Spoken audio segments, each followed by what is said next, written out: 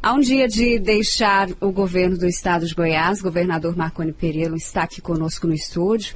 Governador, seja bem-vindo. Muito obrigado pela disponibilidade de conversar conosco.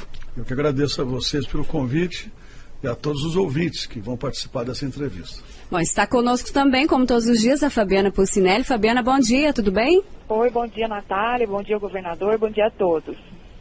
Então, governador, um dia para deixar e a pergunta é: futuro do governador, futuro político e futuro pessoal do Marconi Perillo a partir de agora? Bom, eu vou trabalhar em alguma atividade, não estou definido, e nos próximos dias e meses vou definir se serei candidato e a que cargo disputar. Há uma possibilidade de uma candidatura a senador, que ainda não está definida, mas o mais importante é que eu estou também abrindo uma oportunidade para que o vice-governador possa demonstrar sua capacidade e seu amor pelo Estado, dando sequência ao que nós já fizemos até aqui, ao legado que deixamos, imprimindo também a sua marca com novas iniciativas que certamente serão muito importantes, muito relevantes para o Estado. Como é que o senhor pretende trabalhar a partir de agora até as eleições, tanto no caso do senhor quanto José Eliton? Foram 7 anos e 3 meses nos 2 primeiros governos, 7 anos e 3 meses nos 2 últimos, ou seja, 14 anos e meio nos 2 períodos. Eu me dediquei de corpo e alma ao Estado, às ações do governo, durante esse período todo. Nós tivemos muitos avanços, por exemplo, em 98 a dívida do Estado consumia, se pagar a dívida do Estado se consumiria 3 anos e meio, hoje é preciso de 0,92% para se pagar a dívida externa.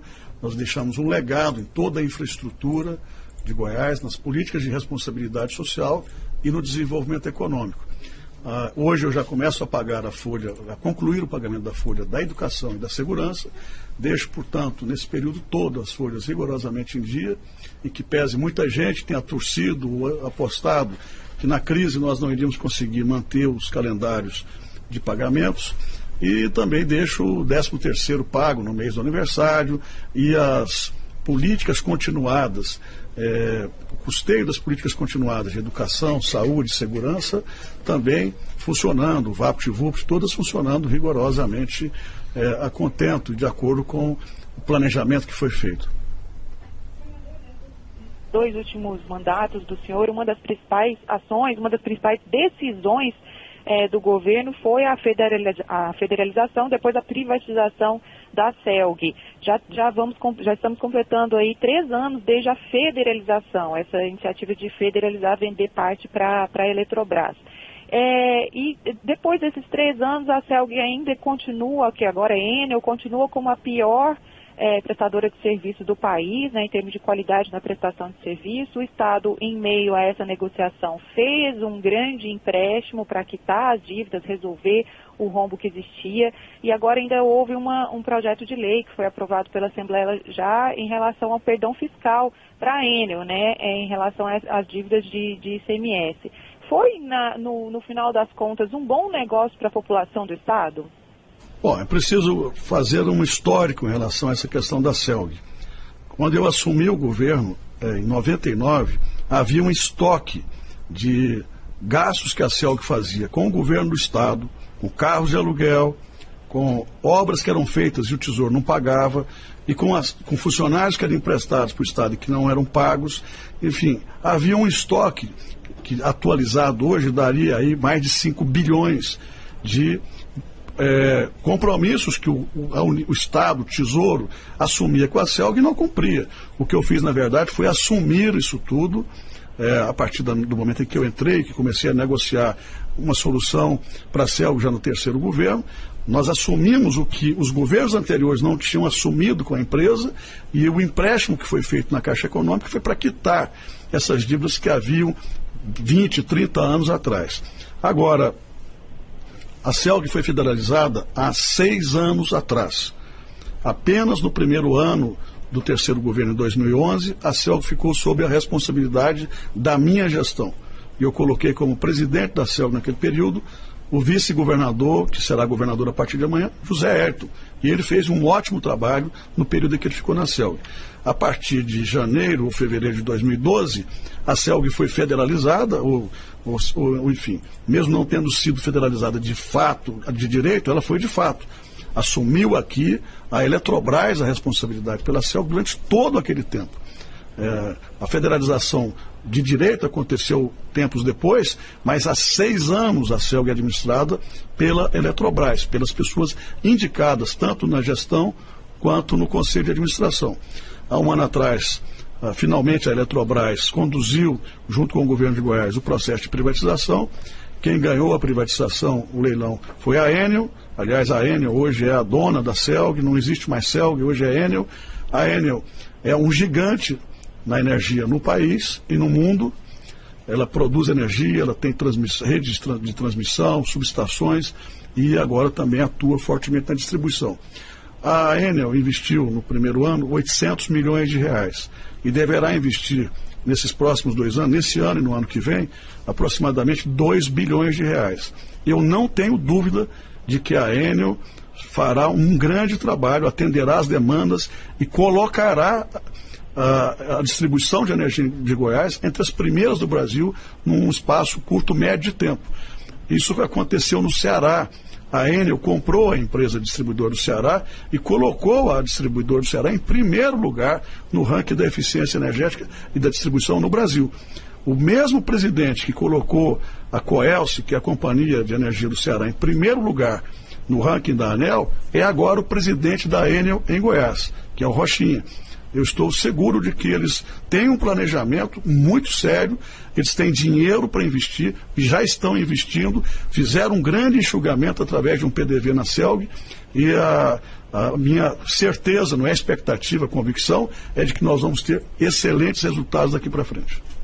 Governador, a gente observa também nas suas gestões que normalmente os 2 primeiros anos são de uma recuada ali em relação a investimentos, obras, concessões de benefícios, programas. Há sempre ali no início um ajuste muito forte, medidas no sentido de equilibrar contas, de segurar um pouco, e aí depois nos últimos 2 anos consegue acelerar e fazer anúncios a respeito de obras e investimentos e concessão de benefícios, para aí no ano seguinte também novamente haver um enxugamento. No caso das últimas 2 gestões, teve primeiro lá em 2010 uma herança ali de um déficit deixado pelo governo anterior, depois também teve um ano de crise lá no início, agora em 2014 teve a crise nacional, que foi o argumento do governo. Agora, a partir de agora, houve muitas concessões e muitas obras, um volume de investimento muito grande anunciado pelo governo do ano passado até aqui.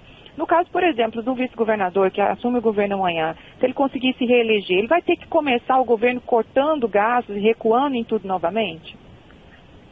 Circunstância nacional, a repercussão de uma crise nacional, como essa que aconteceu a partir de 2014, por conta de erros da gestão central do governo federal, ela teve uma repercussão muito forte, que impactou demais os estados.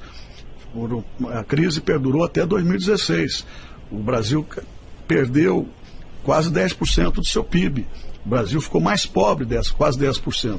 Isso nos obrigou, e não é que o governo argumentou ou disse que precisava, é que havia necessidade mesmo, só pena não conseguir cumprir com as suas obrigações. Agora, havia uma expectativa negativista de quem sempre torce para o governo, de que eu não iria pagar a folha em dia. E essa expectativa se frustrou à medida em que eu tomei todas as medidas anti-crise. E essas medidas me garantiram pagar a folha rigorosamente em dia. Para você ter uma ideia, eu estou começando a concluir a folha da educação e da segurança hoje. Nós já estamos depositando o dinheiro hoje, no dia 6 de abril. E isso aconteceu em todos os meus 14 anos e meio como governador. Sempre que existe a necessidade de se fazer contenção, de se ter austeridade, essas medidas são tomadas. Agora, a gente trabalha com um universo de 170 mil servidores ativos ou inativos. Existem as expectativas em relação à correção de seus salários pela inflação. Existem as demandas. Quando essas demandas não são atendidas, funcionários entram em greve, isso prejudica o povo que perde com a falta dos serviços. Eu consegui, ao longo do tempo, dialogar, negociar, às vezes com dificuldades maiores, outras com menos, mas nós conseguimos, ao longo do tempo, com diplomacia e muito diálogo, conversar com todos e acertar com todos a possibilidade de garantir o funcionamento desses serviços. Além disso, eu queria dizer mais uma coisa. Nós temos um problema que não é goiano, que é gravíssimo no governo federal e gravíssimo para todos os estados, que é o déficit previdenciário. O déficit previdenciário no ano passado foi de 2,2 bilhões.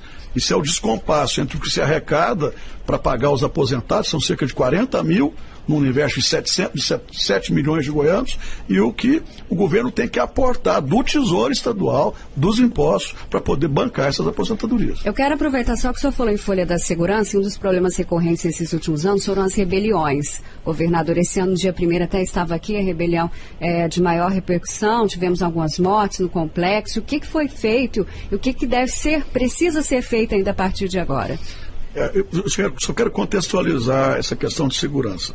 Nós investimos, em 2011, 1 bilhão e 400 milhões em segurança. Era 9,5% do orçamento. Em 2017, pulou para 3 bilhões e 300 o investimento anual em segurança. Isso representa 14,5% do nosso orçamento. O que falta é dinheiro federal.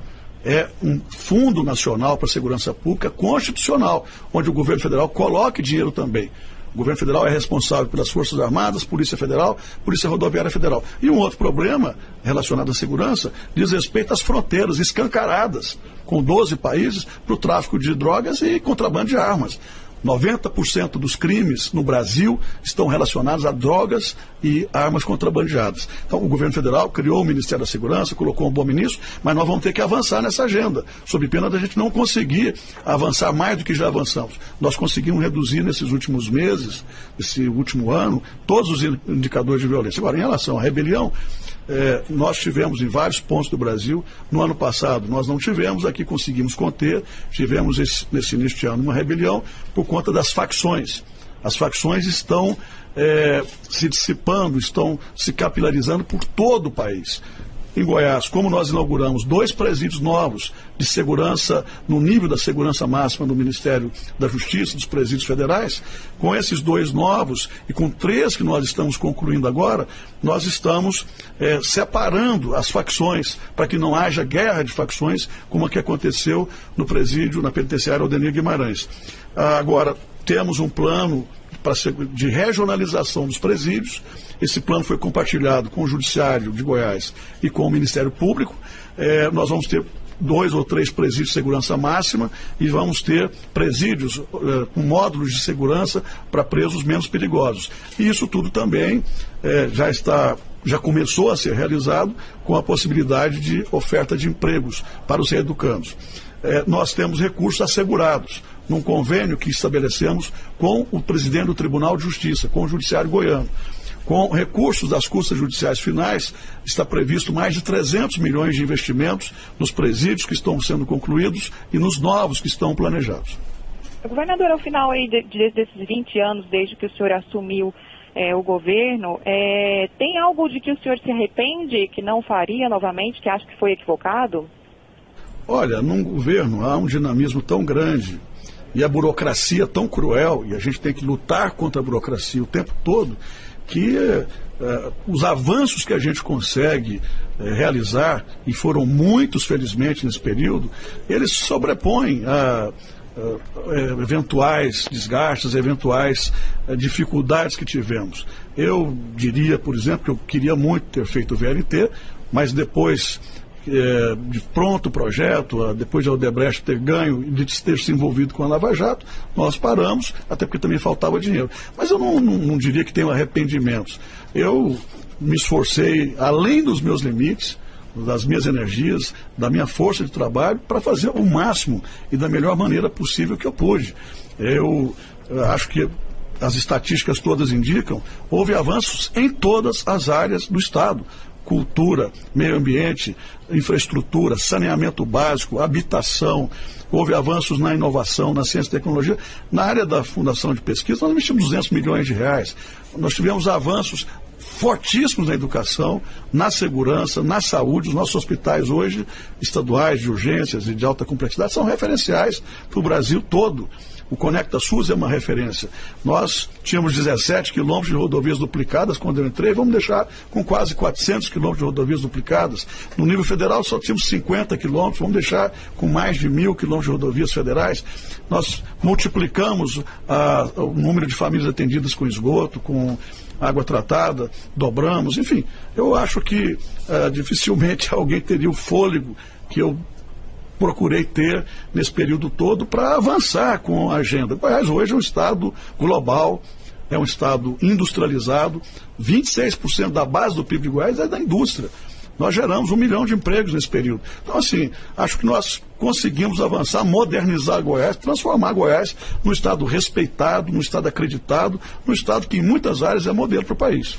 Para encerrar, governador, eu queria uma avaliação do senhor. O que o senhor acha que tem mudado no país nos últimos anos, e não só como político, mas como pessoa, o Marconi Perillo?